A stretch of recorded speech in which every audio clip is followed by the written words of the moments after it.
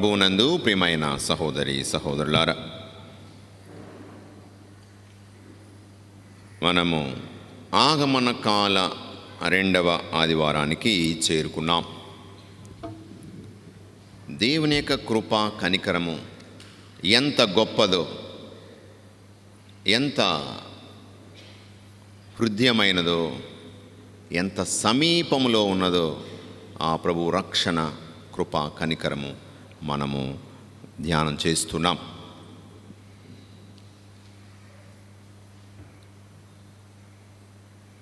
పండగ అనగానే రకరకాల ఆలోచనలు మనకు వస్తుండే. ఇప్పటికే మన జ్ఞానాపురంలో క్రిస్మస్ పండుగకు సిద్ధపాటు సమావేశాలు ప్రారంభమయ్యాయి. భక్త సంఘాల సమావేశం అయిపోయింది. ఈరోజు పీపీసీ సమావేశము, క్రిస్మస్, న్యూ ఇయర్, మరి ఫ్యామిలీ డేకి సంబంధించినటువంటి చర్చ ఎంత గొప్పగా ఘనంగా దేవుని మహిమార్థము ఈ క్రిస్మస్ పండుగకు మనం సిద్ధపడాలనేటువంటి విషయాన్ని మనం ఆలోచించి ప్రభు మహిమ చేకూరే విధంగా మనము కొనియాడడానికి సిద్ధపడుతుంది. సాధారణంగా పండుగ అనగానే పంటికి, కంటికి, ఒంటికి, ఇంటికి పండుగ అని అంటారు. పంటికి పండుగ అంటే ఏంటి? మొట్టమొదటి మన పండుగ అనగానే అర్థం మనకు మనసుకు వచ్చేది ఏంటి? పంటికి సీరియస్గా కొంచెం గట్టిగా పని చెప్తాం అనమాట. అంటే మిషన్ ఆడించాలి గట్టిగా, అన్ని పళ్ళు కదలాల, పని పెట్టాలి. ఒకసారి మంచి వంటకాలు తయారు చేసుకుంటాం. మనం మన స్నేహితులు పిలుస్తాం, బంధువులు మిత్రులు పిలుస్తాం, చక్కగా మంచి విందు భోజనం. కంటికి పండుగ, కనులు మిరిమిట్లు గొలిపేలాగా విద్యుదలంకరణ మనం చూస్తాం క్రిస్మస్ పండుగకి. ఇంకా ఒంటికి పండుగ, మంచి బట్టలు, పండుగ బట్టలు వేసుకొని లేటెస్ట్ డిజైన్, లేటెస్ట్ ఫ్యాషన్ ఏముంటుంది. కొత్త బట్టలు లేకపోతే పండుగ కాదు. మనం దానికి సంబంధించి సిఎంఆర్, బొమ్మన, చందన, ఇంకా రకరకాల సిల్క్స్, లేటెస్ట్ డిజైన్తో, మంచి డిస్కౌంట్తో sale, bumper sale, Christmas sale, పండుగ సేల్, న్యూ ఇయర్ సేల్ అని వాళ్ళ వ్యాపారం వాళ్ళది. ఇంటికి పండుగ, ఇంటికి రంగులు వేసుకోవడం, శుభ్రం చేసుకోవడం. సో పంటికి, కంటికి, ఒంటికి, ఇంటికి పండుగ. ఇది బహిరంగమైన పండుగ. అందుగురించి అంటారు క్రిస్మస్ అనగానే క్యారల్స్, కేక్స్, ఇంకా స్టార్స్, ఇవి శాంతా క్లాస్, గిఫ్ట్స్. దీంతో పాటు దీనికి మించినటువంటి పండుగ మనసుకు చెందిన పండుగ. మన మనస్సు, మన హృదయంలో పండుగ. అంతరంగ సంబరాలు జరగాలి. అంతరంగ సంబరం, బహిరంగ సంబరం కాదు. అంతరంగ సంబరం ఆనందాన్ని ఇస్తుంది, సంతోషాన్ని ఇస్తుంది. ఎక్కడ లేనటువంటి నమ్మకము, నూతనీకరించబడినటువంటి జీవితం, అదే అంతరంగ పండుగ. అంబరాన్నంటే సంబరం అక్కడ కాదు, ఇక్కడ జరగాలి. కాబట్టి మనము ఆంతరంగికంగా మనం సిద్ధపడాలి. ప్రభు వస్తున్నాడు, చాలా దగ్గరలోనే ఉన్నాడు. కాబట్టి నేను సంతోషించాలి, ఆనందించాలి, పండుగ చేసుకోవాలి. మరి ఈనాటి పట్టణాలకు మనం వెళ్ళినట్లయితే, మొదటి పట్టణంలో మనం క్రీస్తు ప్రభువుని, ఆ మెస్సయ్య రాకడ గురించి మనం చదువుతున్నాం. బారూకు గ్రంథము, బారూకు యొక్క గ్రంథంలో ప్రవచనాల్లో మనము బాబిలోనియా ప్రవాసానికి వెళ్ళినటువంటి యూదా ప్రజలు అక్కడ శిక్షను అనుభవిస్తూ ఉన్నారు, దేవుని యొక్క తిరస్కారాన్ని అనుభవిస్తున్నారు, కన్నీరు కారుస్తున్నారు, నిరాశ చెందారు, నిస్పృహకు లోనయ్యారు. అటువంటి ఆ ప్రజలకు బారూకు ప్రవక్త ఇందులో ఉత్తేజపరిచే ఆనందమయ సందేశాన్ని అందిస్తున్నాడు. అదే ఇక మనం చూస్తున్నాం. కొత్త ఆశలు వారిలో నింపుతున్నాడు. మీ విముక్తి ఎంతో దూరంలో లేదు, మీరు తిరిగి వస్తారు, ఆనందిస్తూ సంతోషిస్తూ కేరింతలు కొడుతూ తిరిగి మీ సొంత గడ్డకు వస్తారు. మీ ప్రభువైన మీ గురించి ఆలోచిస్తున్నాడు.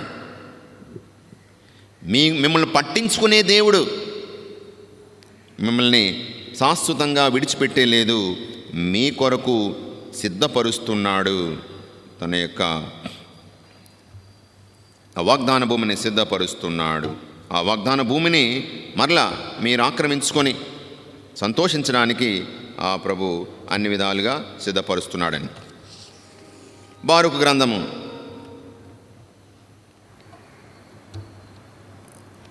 అక్కడ మనము బారూకు గ్రంథములో 5వ అధ్యాయంలో కొన్ని వచనాలు మనం చూద్దాం.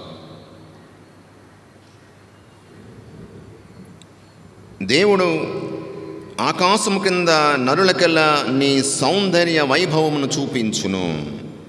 తిరిగి యెరూషలేము పట్టణానికి, యెరూషలేమైనటువంటి తల్లి అక్కడ తన చనుబాలను గ్రోలేటువంటి ఆ యొక్క చక్కని అవకాశం, నీ బిడ్డలను తిరిగి నీ ఇంటికి తీసుకొస్తున్నాను యెరూషలేమా, నీ బిడ్డలు తిరిగి వస్తున్నారు, ఆనందించి సంతోషించు అని. నీ నీతి నుండి శాంతిని, నీ భక్తి నుండి కీర్తిని బడయుదానవు అని శాశ్వతంగా పేరు. యెరూషలేమా, నీవు లేచి కొండపై నిలుచుండి పవిత్రుడైన దేవుడు నీ బిడ్డలను తూర్పు పడమరల నుండి కొనువచ్చుడను నువ్వు చూడుము అని చెప్తూ, పూర్వం శత్రువులు నీ బిడ్డలను నడిపించుకొని పోగా, అంటే బాబిలోను దేశానికి నెబుకద్నెజరు వారి యొక్క సైన్యము ఈ బిడ్డలను, ఈ యూదా ప్రజలను బానిసలుగా తీసుకుని వెళ్ళిపోయింది. కానీ దేవుడు ఇప్పుడు వారిని నీ చెంతకు తీసుకొని వస్తున్నాడు. రాజవైభవంతో జనులు వారిని మోసుకొని వచ్చున్నారు. సురక్షితంగా తిరిగి వచ్చుటకే ఉన్నత పర్వతములను, శాశ్వత నగరములను చదును చేయవలేను. ఆ ప్రజలు వస్తున్నారు, దేవుని యొక్క జన్మ వస్తున్నారు, ఈ రక్షకుడు వస్తున్నాడు అని మనం దీన్ని అర్థం చేసుకోవాలి. అన్ని అడ్డంకులన్నీ తొలగిపోవాలి. శాశ్వత నగరం, లోయలు పూడ్చి నేలను సమతలము చేయవలేను అని దేవుడు ఆజ్ఞాపిస్తున్నాడు. ఈ విధంగా అది వెళుతుంది. అతని కృపయు నీతియు వారిని నడిపించుకొని వచ్చును. అతని మహిమాన్విత కాంతి వారినంటియుండును. మహానందముతో తిరిగి వత్తురు. సో తిరిగి రావడం, the return to the mother land, సొంత ఇంటికి తిరిగి రావడం గొప్ప ఆనందం, సంతోషం. బానిసలుగా ఉన్నటువంటి వారు సొంత ఇంటికి వస్తున్నారు, ఆ ప్రభువే నడిపించుకొని వస్తున్నాడు.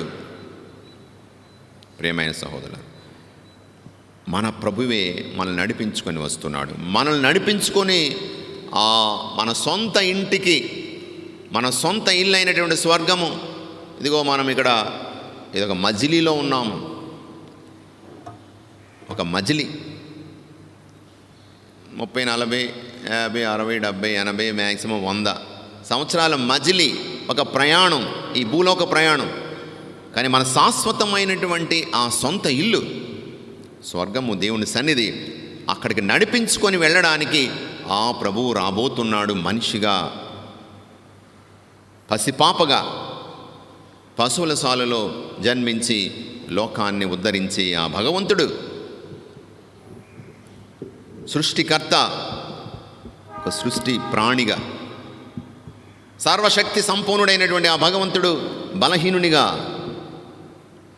దివినేలే ఆ సిరిగల దేవుడు నిరుపేదగా, మన మధ్యకు రాబోతున్నాడు అని ఆ మెస్సయ్య సందేశాన్ని ఈనాడు మనం వింటున్నాం. ప్రియమైన సహోదరులారా, మరి ఆ ప్రభు వస్తున్నాడన్న సంగతి, ముఖ్యంగా మెస్సయ్యగా ఆ ప్రభు వస్తున్నాడు కాబట్టి మనం సిద్ధంగా ఉండాలి. Prepare the way, the lord is coming. మీ మార్గము సిద్ధం చేసుకోండి, ఆ ప్రభు వస్తున్నాడు అనే సందేశాన్ని ఈనాడు మనము సువార్త భాగంలో వింటున్నాం. ఎడారి స్వరము, జకరియా కుమారుడు బాప్తిస్మ యోహాను కఠోరమైనటువంటి నిష్ఠాగరిష్టమైన తపోనిష్టతో ఆ ఎడారిలో గర్జించే స్వరముగా ఉన్నాడు. ఆత్మచేత పూరితయ్యాడు, కఠోరమైనటువంటి జీవితాన్ని జీవిస్తున్నాడు. పట్టుతేనే, మిడతలు భోజనం, ఒంటి చర్మము తన శరీరానికి బట్టలుగా ధరించాడు. ఒక నిష్ఠాగరిష్టంగా అతను జీవించాడు. ఈ లోక సుఖాలకు, ఈ లోక సంబంధమైనటువంటి సౌకర్యాలకు దూరంగా ఉన్నటువంటి ఆ స్వరం ప్రజల్లోనికి వస్తుంది. ఆ యోర్దాను నది పరివాహ ప్రాంతంలో ఇక్కడ వచ్చి ప్రజలతో అతడు ఒక సింహస్వప్నంలాగా ఒక హెచ్చరిక చేస్తున్నాడు. ఏమిటది? మెస్సయ్య వస్తున్నాడు, ఆ రక్షకుడు వస్తున్నాడు కాబట్టి మీరు ప్రభువు మార్గమును సిద్ధము చేయండి, అతని త్రోవను తీర్చిదిద్దండి. ఏం జరగాలి? ప్రతి లోయ పూడ్చబడాలి, ప్రతి పర్వతము కొండ సమము చేయబడాలి, వక్ర మార్గాలు నిదానం చేయబడాలి, సక్రమం చేయబడాలి, కరకు మార్గాలు నునుపు చేయబడాలి. చూడండి, ఈ 4 విషయాలు మనకు ఈరోజు తన సందేశంగా అందిస్తున్నాడు మన ధ్యానాంశం. లోయలు పూడ్చబడాలి. ఏమిటి లోయలు? ఆ మహారాజు వస్తున్నాడు, మన జీవితాల్లోనికి వస్తున్నాడు.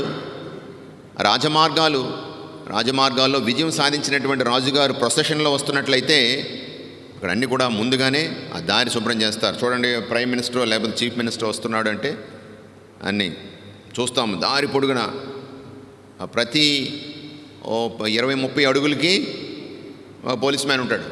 మీరు గమనించారు లేదో, ఈ హైవేలో సెక్యూరిటీ అన్నీ సిద్ధంగా ఉందా లేదా, అడ్డుగా ఏమి ఉండకూడదు. తర్వాత ట్రాఫిక్ ఆపేస్తారు. ఆ ప్రైమ్ మినిస్టర్ చీఫ్ మినిస్టర్ వెళ్ళినంత వరకు ట్రాఫిక్ ఆపేస్తారు.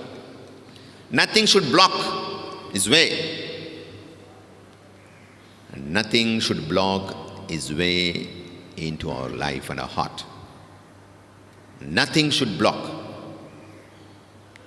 ఏది కూడా ఆ ప్రభువు మన జీవితాల్లోనికి రావడానికి మరి ఏది కూడా అడ్డంకిగా నిలవకూడదు. ప్రభువుకి మనకి మధ్యలో ఆ పరమ పవిత్రుణ్ణి నా హృదయంలోనికి స్వీకరించడానికి అడ్డంకిగా ఉన్నది ఏంటి ఈరోజు? ఏంటవి? ఇదిగో, లోయలు పూడ్చబడాలి. లోయ అంటే ఏంటి? ఇక్కడ లోయ, అరకు లోయ తెలుసు కదా, అరకు లోయ అది లోతుగా ఉంటుంది. అంటే వెలితి. అక్కడ ఏముండాలి? భూమి ఉండాలి, మట్టి ఉండాలి, భూభాగం ఉండాలి, మట్టి ఉండాలి, చదునుగా ఉండాలి. అక్కడ లోయ అంటే something lacking in our life, deep lacking in our life. వెలితి, ఉండవలసింది లేకపోవడం. మనలో ఈరోజు ఏది నేను కోల్పోయాను, ఏది నాలో లోటుగా ఉంది, వ్యక్తిగతంగా మనందరికీ తెలుసు. ఎందులో నేను వెనకబడి ఉన్నాను, ఎందులో నేను ఇదిగో ఆ ప్రభువు ఆశించేదానికి నేను చేరుకోలేకపోతున్నాను. వ్యక్తిగతంగా నా బలహీనత, నా అపవిత్రత, నేను చేయవలసిన బాధ్యతలు నేను చేయడంలో నేను ఇంకా ఎక్కడో ఉన్నాను. దేవుడు ఆశించిన స్థాయికి ఇంకా నేను చేరుకోలేదు. నా భర్త, నా భార్య నా నుండి ఆశించేటువంటి ఆ ప్రేమను ఇక నేను అందించలేకపోతున్నాను, ఇంకా ఎక్కడో ఉన్నాను. నా బిడ్డలకు చూపించవలసినటువంటి ఆ యొక్క ఆదరణ, ఆ శ్రద్ధ పట్టించుకునే స్వభావం నాలో లేదేమో. నాలో ఉండవలసినటువంటి ఆ క్షమాపణ కరువైపోయిందేమో. నాలో ఉండవలసినటువంటి దట్ జనరాసిటీ, ఇచ్చే గుణం లేదే పాటి. నేను వెనకబడి ఉన్నాను, ఇంకా వ్యక్తిగతంగా నీకు నాకు తెలుసు ఏ విషయంలో నేను ఇంకా ఎక్కడో ఉన్నాను. ఆ ప్రభు ఆశించినటువంటి స్థాయికి నేను ఎదగలేదని. అటువంటి లోయలో మంచితనంతో, ప్రేమ, క్షమాపణ ఇచ్చే బుద్ధితో నింపబడాలి. ఆ రక్షకుడు మనకు అందించినటువంటి అవకాశాలను, సదుపాయాలను, వనరులను, వసతులను ఉపయోగించుకొని ఇదిగో ప్రార్థన, దివ్య సంస్కారాల ద్వారా వాటిని నింపుకోవాలి. అప్పుడే ఆ ప్రభు సులువుగా మన హృదయంలోనికి వస్తాడు. ఇక పర్వతములు, కొండలు సమము చేయబడాలి. ఏమిటి? నాలో ఉన్న కొండ, నాలో ఉన్న పర్వతం, అక్కడ ఉండాలని నేను ఆశిస్తుంటాను. ఇక్కడ కాదు, ఈ జనాంగం మధ్య కాదు, నేను స్పెషల్, నేను అక్కడ ఉంటాను. వీళ్ళందరూ సామాన్యులు అంటే అర్థం ఏమిటి? గర్వం, అహంకారం. వీళ్ళెవరికీ లేనిది నాకుంది. నా డబ్బు కావచ్చు, నా పదవి కావచ్చు, నా ఉద్యోగం కావచ్చు, దేవుడు నాకు ఇచ్చినటువంటి టాలెంట్స్ కావచ్చు, సామర్థ్యాలు కావచ్చు,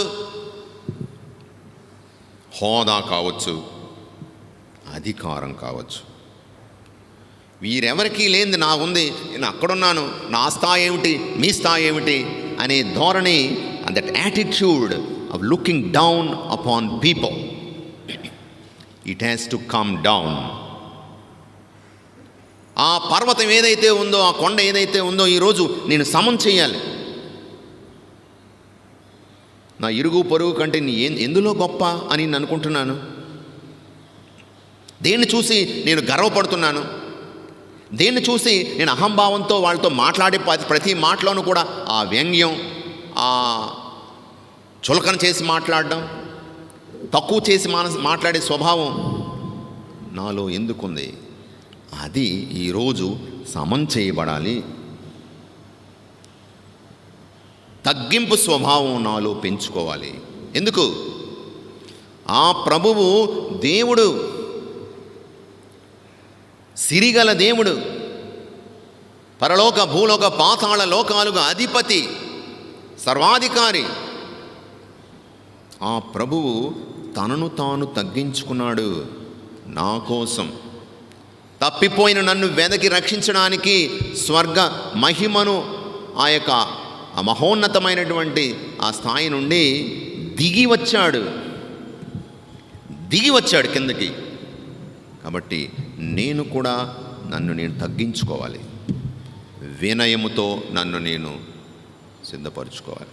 ఎందుకంటే ఆ ప్రభు వస్తున్నాడు నా హృదయంలోనికి. ఆ ప్రభువుకు నాకు మధ్య ఒక కొండ, అహంకారం, గర్వము, మిడిసిపాటుతనము, ఇటువంటివి ఆ ప్రభువుకి అడ్డంకిగా నేను అవి మారకూడదు, అవి తొలగించుకోవాలి, తప్పించాలి. ఇక వక్ర మార్గాలు సక్రమం చేయబడాలి. దారి తిన్నగా ఉండాలి. సూటి మనస్తత్వం లేకపోవడం, వంకర టెంకర బ్రతుకులు, వక్ర మార్గాలు, 2 నాలుకల మాటలు, 2 పడవల ప్రయాణాలు. బయటకు ఒకలాగా, లోపల వేరేలాగా. బయటకు హీరో, లోపల విలన్. బయటకు హీరో, లోపల విలన్.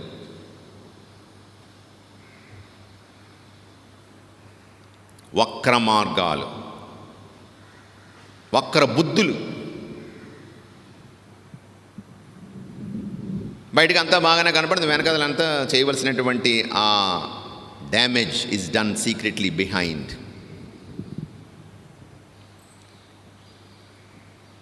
జరగవలసినటువంటి నష్టాన్ని సైలెంట్గా చేసేస్తుంటారు, బయటికి మాత్రం చాలా హీరోలాగా కనిపించేటండి మనస్తత్వం. ఎవరికి ఆళ్ళో ఇప్పుడు ఇలాంటి విషయాలు మనం వినగానే అలా వ్యక్తి ఇలా కదా, ఫాదర్ గారు ఆ పలానా వ్యక్తి గురించి కదా చెప్తున్నారు, ఆ పలానా వ్యక్తి ఇలాగా పలానా. ఒకసారి ఒక విచారణకి ఫాదర్ గారు వచ్చారు, కొత్తగా వచ్చారు. వచ్చిన తర్వాత మంచి ప్రసంగం చెప్పారు. సూటిగా కొన్ని విషయాలు చెప్పగానే పూజ అయిన వెంటనే ఆ వ్యక్తి సాక్రిస్ట్కి వచ్చాడంట. వచ్చి ఫాదర్ గారిని ఏం ప్రసంగం చెప్పారండి, అసలు బాణాలు, తోటాలు, బుల్లెట్లు, మీ మాటలు కానీ మీ ప్రసంగం కానీ, బా ఈ ప్రసంగం కరెక్ట్గా మా ఊర్లో మా వీధిలో ఒకడు ఉన్నాడండి, వాడికి కరెక్ట్గా సరిపోద్దండి ఈ ప్రసంగం కరెక్ట్గా. మీరు ముందుగా తెలుసు కానీ చెప్పారో ఏమిటో కానీ కరెక్ట్గా ఆ వాడికే సూట్ అవుతుందండి. ఎందుకంటే వాడంటే వీడికి పడదు, అందు గురించి. ఆ తర్వాత ఆదివారం కూడా ఏదో మంచి సందర్భానుచితంగా మంచి ప్రసంగం చెప్పారు. మళ్ళీ వచ్చాడు, ఏం చెప్పారండి, కిందటి వారం కంటే ఇంకా బాగా చెప్పారండి.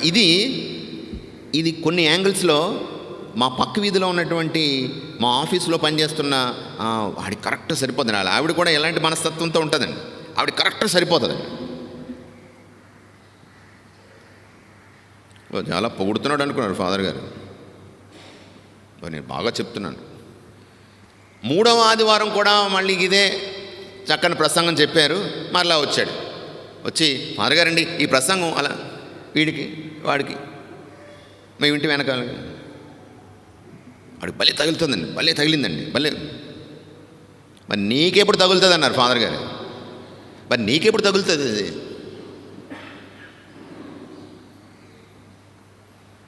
తల దించుకొని మౌనంగా వెళ్ళిపోయాడు అక్కడి నుంచి. మళ్ళీ ఎప్పుడు ఫాదర్ గారిని కలవలేదు. పూజకు వచ్చాడు కానీ వెనక్కి కలవలేదు ఇప్పుడు. ప్రియమైన సహోదరులారా,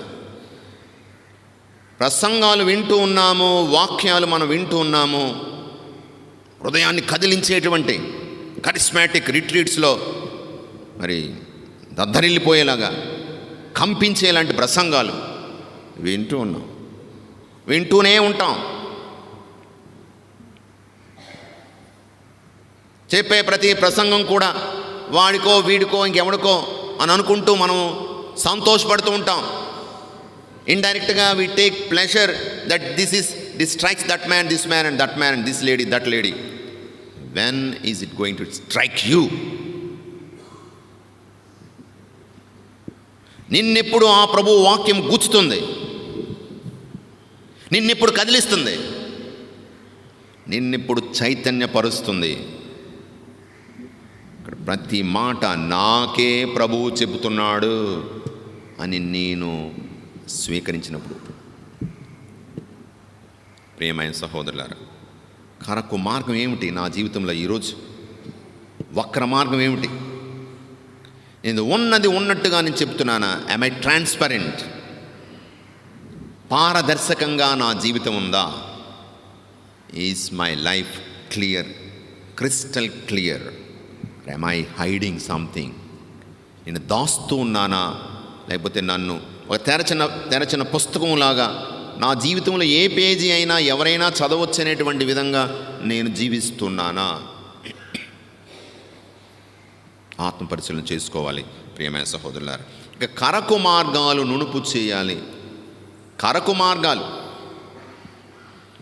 కటువైనటువంటి వైఖరి, మాట పద్ధతి, మాట తీరు కటువుగా. How smoothly am I dealing with my colleagues and my companions? How smoothly am I related? My relationship, my talk, my words, how smoothly they are used?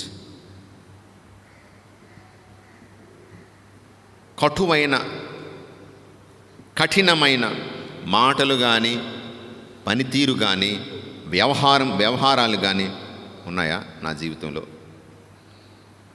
సౌమ్యంగా ఉండేటువంటి మనస్తత్వాన్ని దయచేయమని ప్రభువుని మనం ఈరోజు కోరాలి. ప్రియమైన సహోదరులారా, బాప్తిస్మ యోహాను చెప్తున్నాడు, లోయ పూడ్చబడాలి, నీలో ఉన్నటువంటి లోయలు పూడ్చబడాలి, నీలో ఉన్నటువంటి పర్వతాలు కొండలు సమం చేయబడాలి, నీలో ఉన్నటువంటి వక్ర మార్గాలు సక్రమం చేయబడాలి, నీలో ఉన్న కరకు మార్గాలు నునుపు చేయబడాలి. అప్పుడు నీవు సకల మానవులు దేవుని రక్షణను గాంచుతారు అంటున్నాడు. సకల మానవులు ఆ దేవుని రక్షణను గాంచుతారు. వ్యక్తిగతంగా నీవు ఆ ప్రభువు, ఆ రక్షకుడు, ఆ రక్షకుని యొక్క రక్షణను నువ్వు వ్యక్తిగతంగా అనుభవించగలుగుతావు.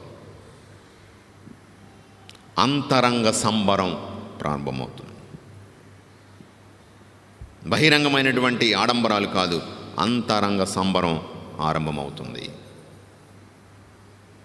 మరి ఆ క్రిస్మస్ పండుగకి నేను ఏ విధంగా సిద్ధపడుతున్నాను? రెండవ పట్టణంలో మనం చూస్తున్నాం, ఆ ప్రభువు రాకడ, ఆ రెండవ రాకడ వచ్చినప్పుడు ఫిలిప్పీయులకు రాసిన లేఖ 1:10-11 వచనాల్లో అక్కడ మనము చదవగలుగుతున్నాం. మీరు ఉత్తమమైన దానినే ఎన్నుకొనగలుగుదురు. అప్పుడు ఆ క్రీస్తు దినమున ఆ ప్రభు వచ్చినప్పుడు రెండవ రాకడన మీరు కల్మషము లేని వారును నిర్దోషులుగా ఉండగలుగుదురు. మలినం లేనటువంటి మనుషులుగా, దేవుని మనస్సును ఎరిగినటువంటి బిడ్డలుగా, ఆ తండ్రి మనస్సును ఎరిగిన బిడ్డలుగా మీరు జీవిస్తారు. నిర్దోషులుగా మీరు ప్రభువు ముందు నిలబడతారు. ఎప్పుడు? మీలో ఉన్న లోయలు పూడ్చబడినప్పుడు, కొండలు పర్వతాలు సమం చేయబడినప్పుడు, మీలో ఉన్నటువంటి వక్ర మార్గాలు సక్రమం చేయబడినప్పుడు, నీలో ఉన్నటువంటి కరకు మార్గాలు నునుపు చేయబడినప్పుడు నీవు దేవుని సన్నిధిలో నిర్దోషిగా నిలబడతావు. మరి క్రీస్తులో ఉన్న ఉత్తమమైన గుణాలతో నీవు నింపబడతావు. క్రీస్తులో ఉన్న ఉత్తమమైన గుణాలు ప్రేమ, క్షమాపణ, ఇక కరుణ చూపించడం, పట్టించుకునే మనస్తత్వం, కరిగిపోయేటువంటి మనసు, కష్టంలో ఉన్నటువంటి వారిని చూసి ఆ కరుణామయని కడుపు తరుక్కొని పోయింది, కన్నీరు కార్చే స్వభావం. నువ్వు ఆనందించు వారితో ఆనందిస్తావు, దుఃఖించి కన్నీరు కార్చే వారితో కన్నీరు కారుస్తావు. ప్రియమైన సహోదరి సహోదరుల, ఆ ప్రభువులను ఉత్తమ గుణాలతో మనము నింపబడతాము. మరి ఆ ప్రభు వస్తున్నాడు. మరి నేను సిద్ధంగా ఉన్నానా? నా కుటుంబం సిద్ధంగా ఉందా? సిద్ధపరుచుకునే సమయం ఇది. మరి అన్ని పట్లు బూజులను దులుపుతూ ఉంటాం. పండుగకి రంగులు వేయాలి, ఇల్లు శుభ్రం చేసుకోవాలి.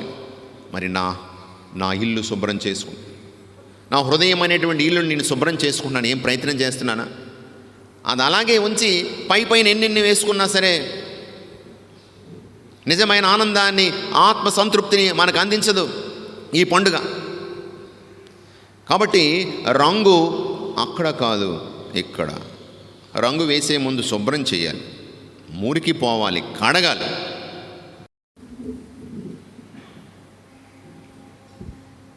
కృపా సత్య సంపూర్ణుడైన దేవా, మా ప్రియమైన పరలోక తండ్రి, మీ కుమారుడైన క్రీస్తుని మాకు రక్షకునిగా పంపించున్నావు ప్రభువా. ఆ రక్షణ వేడుకలను ఘట్టాన్ని స్మరించుకుంటూ మరొకసారి క్రిస్మస్ పండుగకు మేము సిద్ధపడుతున్నాం.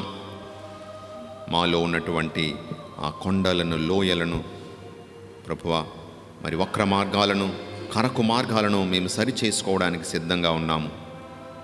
నీ పరిశుద్ధాత్మను మాలో దయచేయండి ప్రభు. ఆత్మ ప్రేరణతో మేము మీ కుమారుని రాకడకై సిద్ధపడడానికి కావలసిన వరాలను ప్రసాదించండి.